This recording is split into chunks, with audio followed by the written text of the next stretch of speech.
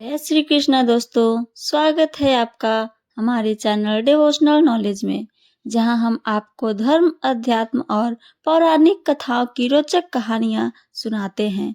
यदि आपको हमारा प्रयास पसंद आता है तो कृपया हमारे चैनल को सब्सक्राइब करें, वीडियो को लाइक करें और अपने विचार हमें कमेंट में ज़रूर बताएं। तो आइए सुनते हैं आज की कथा। कर्ण की आत्मा 16 साल बाद क्यों आई पांडवों से मिलने? महाभारत का रहस्यमय सत्य। आइए सुनते हैं। कर्ण की आत्मा पांडवों से मिलने 16 साल बाद क्यों आई थी? इसका रहस्य महाभारत और पुराणों में गहराई से छिपा हुआ है।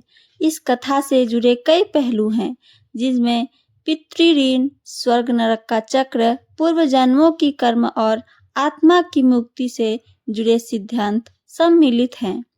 पहला, युद्ध के बाद आत्माओं की गति। महाभारत युद्ध में करोड़ों योद्धा मारे गए थे, जिनमें कर्ण का स्थान विशिष्ट था। कर्ण की मृत्यु अर्जुन के हाथों हुई थी और वे सूर्य पुत्र थे, लेकिन उनका जीवन संघर्षों से भरा था। जब कोई योद्धा युद्ध में वीर गति को प्राप्त होता है, तो उसके कर्मों के अनुसार उसकी आत्मा की गति तय होती है। कर्ण ने युद्ध में अद्वितीय पराक्रम दिखाया था, लेकिन उनके जीवन में कई कर्म ऐसे भी थे जो उनके पुनर्जन्म और मोक्ष के मार्ग को प्रभावित कर सकते थे। अतः उनकी आत्मा को युद्ध के तुरंत बाद मोक्ष नहीं मिला, बल्कि एक निश्चित अवधि के लिए उन्हें यमलोक में रहना पड़ा। दूसरा, 16 साल का रहस्य। आइए जाने। पितृ ऋण और मोक्ष का मार्ग। युद्ध के बाद जब पांडवों ने राज सूर्य यज्ञ किया और अपने पितरों को तर्पण देने का प्रयास किया, तब कर्म की आत्मा ने जल ग्रहण करने से मना कर दिया। जब धर्मराज युधिष्ठिर ने इस विषय में यमराज से पूछा, तो उन्हें पता चला कि कर्ण ने अपने जीवन में कई अपने पूर्वजों को जलांजलि नहीं दी थी। कर्ण ने अपने जीवन काल में परोपकार किए, दानवीरता दिखाई, लेकिन उन्होंने पितृतर्पण कभी नहीं किया, क्योंकि उन्हें अपने असली माता पिता कुंती और सूर्यदेव का ज्ञान नहीं था।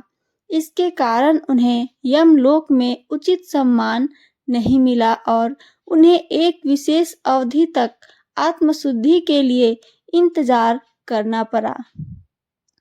16 वर्षों तक उनकी आत्मा को विभिन्न लोकों में घूमने और अपने पाप पुण्य का फल भोगने के बाद उन्हें पांडवों के समक्ष प्रकट होने का अवसर मिला, ताकि वे अपने भाइयों को सच्चाई बता सकें और अपनी मुक्ति का मार्ग प्रशस्त कर सकें।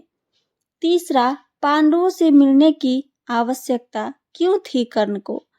कर्ण की आत्मा का पांडवों से मिलने का एक प्रमुख कारण यह था कि वे स्वयं को न्याय दिलाना चाहते थे। युद्ध के समय तक पांडव यह नहीं जानते थे कि कर्ण उनका भाई था। जब यह सत्य उजागर हुआ तो उन्हें गहरा पश्चाताप हुआ। युधिष्ठिर विशेष रूप से इस सत्य को जानकर व्यथित थे, क्योंकि उन्होंने अपने ही बड़े भाई का वध कर दिया था। कर्ण की आत्मा 16 वर्षों तक प्रतीक्षा में रही, ताकि वह अपने भाइयों को यह बता सके कि युद्ध में जो हुआ वह नियति का एक बड़ा भाग था। चौथा, आत्मा की मुक्ति मार्ग। आइए जाने।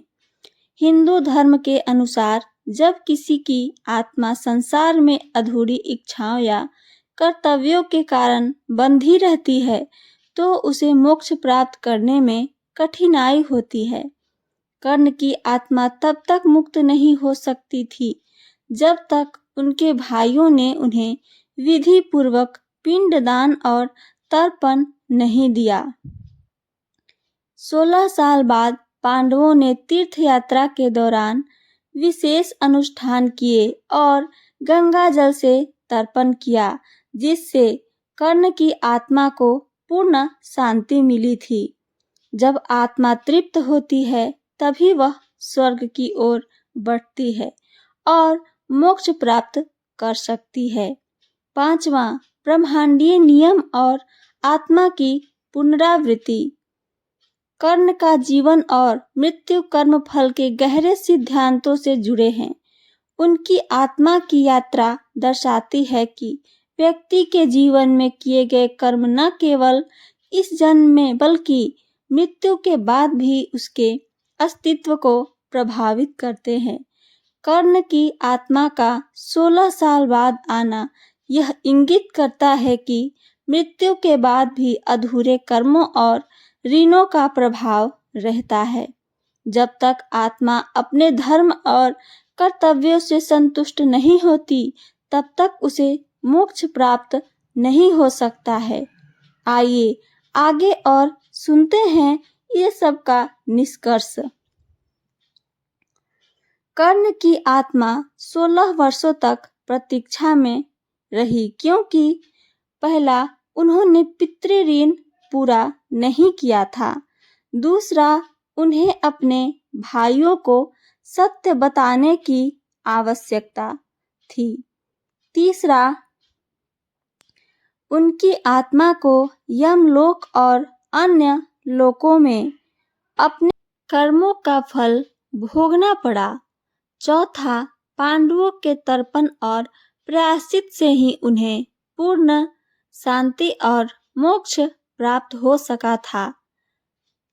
इसलिए महाभारत की यह कथा हमें यह सिखाती है कि कर्म, धर्म और आत्मा की यात्रा अति महत्वपूर्ण होती है और मृत्यु के बाद भी व्यक्ति के कर्मों का प्रभाव बना रहता है। तो ये थी मेरी आज की जानकारी। मेरी जानकारी आप सबको पसंद आई हो तो चैनल को सब्सक्राइब और वीडियो को लाइक करना ना भूलें। साथ साथ अपना कमेंट करके हमें ज़रूर बताइए। सुनने के लिए धन्यवाद दोस्तों। जय श्री कृष्णा। राधे राधे।